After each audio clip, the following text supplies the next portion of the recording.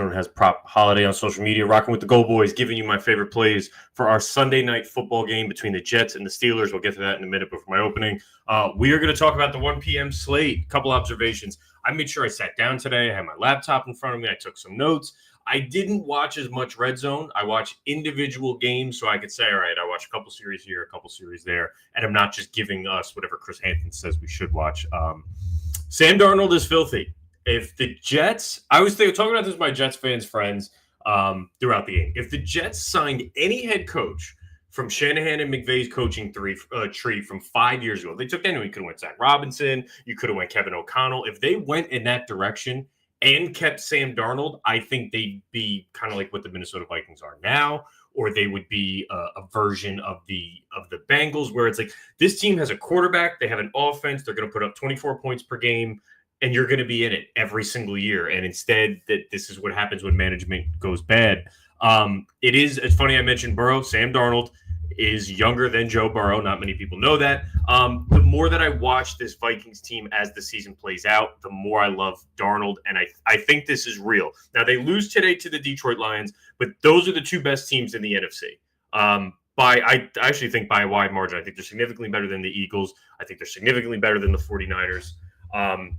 We could talk about another team, but that would probably be the Green Bay Packers, and they're in the NFC North. So I'm going to sit here and say Detroit and Minnesota are the two best teams in the NFC. That was an awesome matchup today. Love what Sam Darnold's doing. Here's a fun stat from, I think it was 33rd QB that they just tweeted out before the show. Out of 1,107 quarterbacks with 100-plus dropbacks in a season since the year 2000, Anthony Richardson's completion percentage ranks 1,097th. Only 100 quarterbacks have had a worse completion percentage to start a season, but 46% completion percentage. The Colts did edge out a win today. Anthony Richardson ruined the touchdown collab with GoldBoys. It was me and Portman this week. We went Brian Robinson, he cashed. We went Amon-Ra St. Brown, he cashed. We went Jamar Chase. I went with Anthony Richardson. I thought I had an angle on how bad the Miami Dolphins offensive line is inside the 5. Turns out they are pretty bad, but Goodson ended up getting the touchdown. It wasn't even Trey Sermon. So right angle, wrong guy. We go 3 out of 4 in that spot. But Indy's in a weird position now where Joe Flacco can move the ball, can put points on the board, can spread it out, and can make Jonathan Taylor's life a lot easier when he comes back. Or you can push the growth of Anthony Richardson, which is better for the franchise long-term. It's a weird spot to be in for Shane Steichen. I don't envy it, but you can't argue that Flacco would make the offense look far more efficient. They squeak out a win against the Miami Dolphins, who eventually had Tim Boyle in there. I was watching some Titans-Bills. If the Titans had any semblance of QB play, I think the offense could be top 10 scoring in the league. Do you know how many quarterbacks would kill to have Calvin Ridley, DeAndre Hopkins, Tyler Boyd, Tony Pollard, and Tajay Spears? Buffalo wins 34-10, but they got Mason Rudolph. They got Will Levis. If there's a quarterback to be had at the deadline, maybe it's Jameis Winston. We'll talk about him in a minute. But if there's a quarterback that can make this offense look competent, you could win some games. Unfortunately, if I'm the Titans, I kind of just commit to Will Levis, let him play it out, and secure a top 5 pick. And then you can put a quarterback of your choosing in this spot with a lot of those weapons. Saquon was as expected. Heading back to MetLife, he goes 17 rushes, 176 yards, and a touchdown. Eagles win with ease. Danny Dimes gets benched for Drew Lock, which is something to monitor for next week. Not a good sign. He had a 2-3 game stretch where you're like, oh, shit, Danny Jones could be something. No. They went with Drew Lock by the end of the game. Jacksonville, much-needed win in London. Evan Ingram, Tank Bigsby, Brian Thomas, they all step up. The win is against New England, so it doesn't make me feel any differently about Jacksonville. But they finally get a win. Probably helped that they stayed there for the whole week in London, coming off back-to-back London games. Seattle won the trap game of the week, 34-14 over Atlanta. Bengals win in Cleveland. That's not a surprise there. The headline is Deshaun Watson tears his Achilles. I don't need to see the MRI. They slowed it down. We saw his Achilles climb up his calf. It was a non-contact injury. That is it for his season. Dorian Thompson-Robinson goes in, moves the ball, but Jameis Winston goes in late, ends up having a touchdown. I'd rather see Jameis Winston. I don't know why they went the kid from UCLA over him. I'm curious where they go. Njoku, I think it was 10 receptions. Elijah Moore, 6 receptions. Both step up. No Amari Cooper. Chubb gets a first touchdown back. Gets a touchdown in his first game back. Everyone's happy for him for what he's come through. but the Bengals get a divisional win. Green Bay gets a big win over Houston, 24-22. CJ Stroud looked very pedestrian so far this year. I got burned today on his over 1.5 passing touchdowns. Didn't really look the same to me, and now we're sitting in the 4 o'clock window. I am Rams geared up. I'm normally not a jersey guy, but they're 1-4, and I'm rooting for my team to at least get a win here.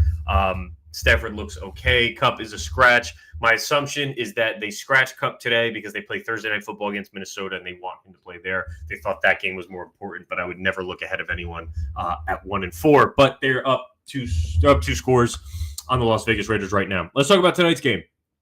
For all the shitty primetime games the NFL has given us so far through a couple weeks, and we've had some bad ones, they really lucked out with this tonight. You got the Jets. It's -2.5 now. When I wrote this up, it was 1.5. They go to Heinz Field to take on the Pittsburgh Steelers in an AFC matchup. What they didn't know they were getting is Davante Adams' first game as a Jet and Russell Wilson's first start as a Pittsburgh Steeler. So total luck out here. This should be primetime TV tonight. I'm fairly excited for it. After a gut check loss to the Bills on Monday Night Football, the Jets pulled the trigger this week. They traded for Davante Adams, further pushing all their chips in that. I mean, they really had no other move. I kind of don't blame them for what they did. Tomlin questionably started Russell Wilson after Justin Fields goes 4-2 to start the season. You're starting Wilson. Yes, it's at home, but you're starting him against the Jets defense, which we'll talk more about one of my plays, and you're starting him in primetime. So if he shits the bed, everyone's going to see this. I don't know why Tomlin picked this game. You could have waited. I'm sure there was 1 or 2 other games, and you could have let Fields dig his own grave, but he's playing well. None of this makes sense. I know there's a lot of divisiveness between Steeler Nation. Why didn't Fields keep going? Why are we going to see Russ Wilson? We're going to see if Russ Wilson has anything left in the tank. We're going to find out very, very quickly. With that, let's go to my first play tonight. Everyone's going to talk about everyone's going to talk about Davante Adams. I get it. Obviously, he knows Nathaniel Hackett's offense. That's not a shock. Everyone knows he has a relationship with Aaron Rodgers. I'm pivoting to Garrett Wilson because I think we're getting a discounted line, and they're not considering some things. Garrett Wilson over 4.5 receptions. I'm going 1 unit, 6+ receptions plus 180 for 3/4 of a unit, and then 7+ receptions at +350 for half a unit. Normally, I break it down a little bit differently. I'm going heavier on the top end of this. A standard Garrett Wilson line through the first 5 or 6 weeks, I think, was 5.5, and it's usually heavily juiced to the over. He's been that type of target.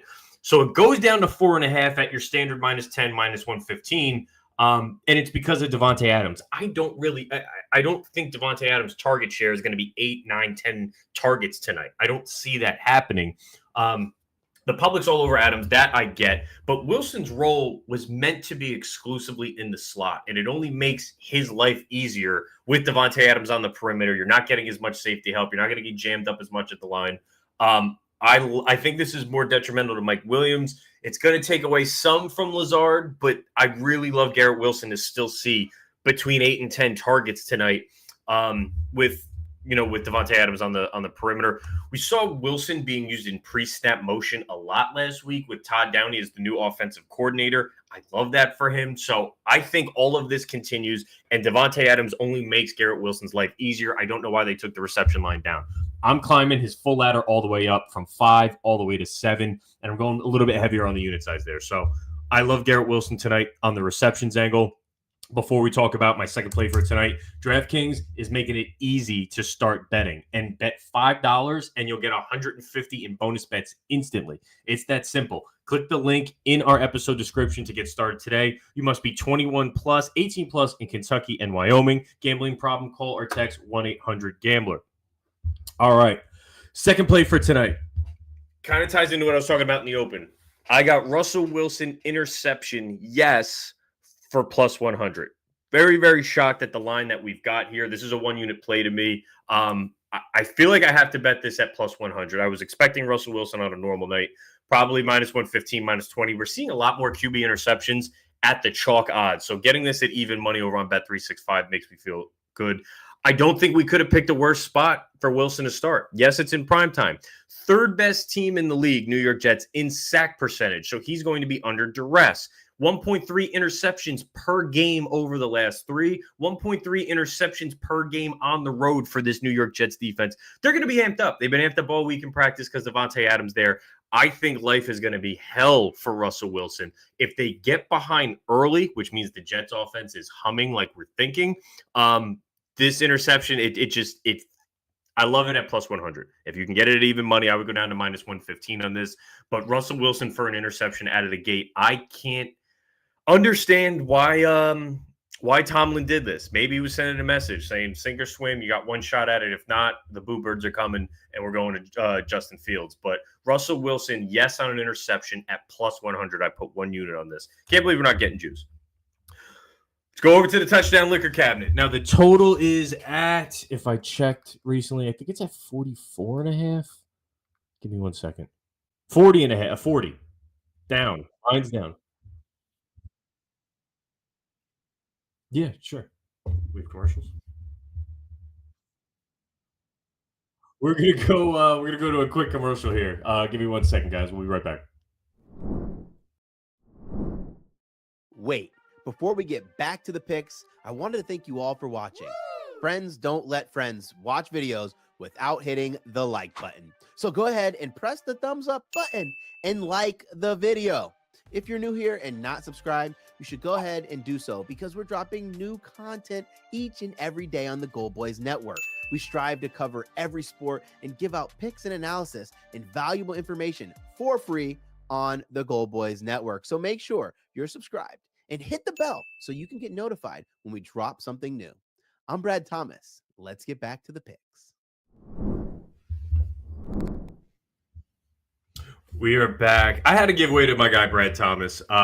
Little technical difficulty there when we were going to fit the commercial in, but I had no problem giving credence to my guy, Brad. The Vegas Knights jersey was pretty dope back there. I got to hit him up to find out where he got that. Touchdown liquor cabinet for tonight. Yes, the total is at 40.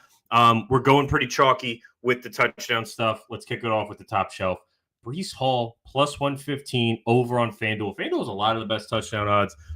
Anytime I can get Hall at plus money like this for knowing what his role is in this offense, I think the offense could be far less predictable than it's been now that we have Davante Adams. You have 2 capable pass rushers, 3 if you consider Allen Lazard, but you have 2 on the perimeter. You have Garrett Wilson in the slot.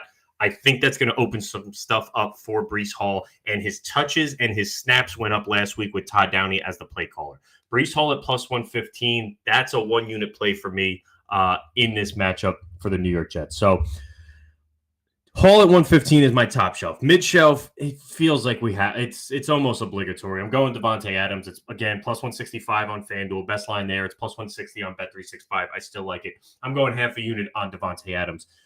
He's going to get at least 1 to 2 looks in the red zone. You heard Aaron Rodgers this week talking about Mike Williams. I threw it to the pylon. He ran the wrong route. Next thing you know, he's on the trade block. Davante Adams is a Jet. I don't think that's a coincidence. Davante Adams, putting my half a unit play on this. He's going to get a few looks. I should come down with it. I would do some type of reverse correlation where I go under on his receiving yards, over or have a touchdown, and under on his receiving yards, get a little bit of a boost there. He'll be active. He'll be involved. But plus 165 seems like decent value here. And then my Vodka play, bounced it around. I thought about going the blocking tight end route. You can get Darnell Washington. You can get Jeremy Ruckert at plus 1,000, especially with especially with like an Arthur Smith offense. Russell Wilson, is he going to be more prone to the tight ends here? So I considered Darnell Washington in a red zone spot. Consider Jeremy Ruckert as the blocking tight end. Someone that's going to be overlooked. I went with Davante Adams' first touchdown at plus 700. Feels like that has a little bit more likelihood than a Darnell Washington or a Ruckert. The problem is this will be over by the first quarter. At least you'll know if you hit by the first quarter. So Davante first touchdown 7-1 is my Vodka play. Quarter of a unit. I'm sorry. Like a tenth of a unit, $5, $10. If you have any bonus bets, no sweats. You're putting it on Davante Adams' first touchdown. That's what I like there. Mid shelf, Davante. Just anytime touchdown, plus 165. And then Breece Hall, plus 115. It still feels like great value. I think Braylon Allen's role shrinking a little bit shows you that Todd Downey wants him to be the focal point of that running game. And then Russell Wilson, yes, interception, 1 unit on that at plus 100. And the Garrett Wilson reception ladder is going to make or break our night. I have 2.25 units spread out across 3 rungs of the ladder, over 4.5 receptions. 6+ receptions, 7+ receptions for Garrett Wilson. He's going to thrive in the slot now that he has someone and safety help taking attention off him in Davante Adams. So those are my plays for tonight. Check back in tomorrow. We got a doubleheader on Monday Night Football. Starts off with Baltimore heading to Tampa. That should be a good one. And then Chargers, Arizona, sneaky good in the late spot. No one on the East Coast will be up to see that finish. Maybe West Coast guys will. Thank you so much for tuning in. I will see you tomorrow night at 5:30 Eastern.